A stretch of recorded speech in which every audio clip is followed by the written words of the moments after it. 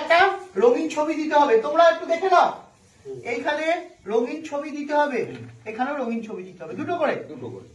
এখানে প্রথম হচ্ছে জন্ম তারিখ, জন্ম তারিখে প্রথমে হচ্ছে তারিখ, তারপরে হচ্ছে মাস, তারপরে বছর।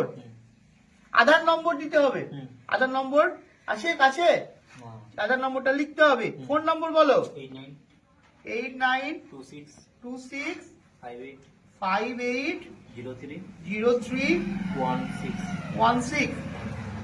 বাবার নাম, ওর বাবার নাম মঙ্গল টুডু। এখানে বাবার ভোটার কার্ডের নম্বর লিখতে হবে। মায়ের নাম মিনতি টুডু। কিছু আনতে হবে না, মিনতি টুডু।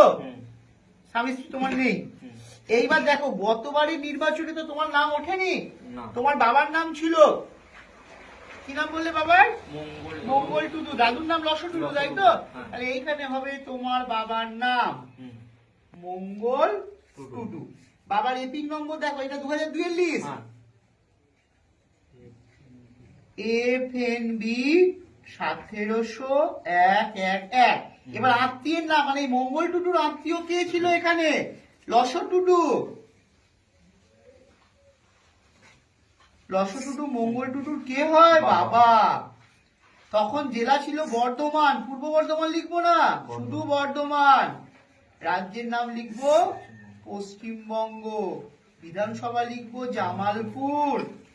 এই নিচেরটা 2002 সালে, এই ওপরেরটা 2025 সালে।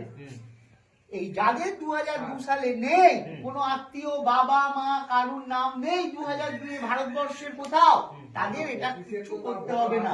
তাদেরকে নির্বাচন কমিশন পরবর্তীকালে চিঠি করবে, তখন তাদেরকে বলতে হবে কি কি ডকুমেন্টস জমা দিতে হবে, সেইটা এই পিছনে লেখা আছে। এই ডকুমেন্টস গুলো জমা দিতে হবে তখন। এখন কোনো ডকুমেন্টস দিতে হবে না, এখন শুধু রঙিন ছবি দিতে হবে আর আধার কার্ডের নম্বরটা একটু মিলিয়ে দেখে নিতে হবে।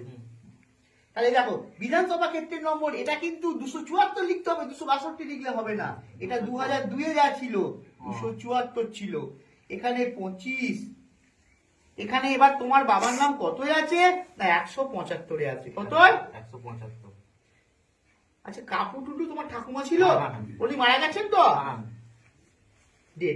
এইটা হয়ে যাওয়ার পরও এখানে একবার তোমার নাম লিখে দিতে হবে, কৃষ্ণ টুডু।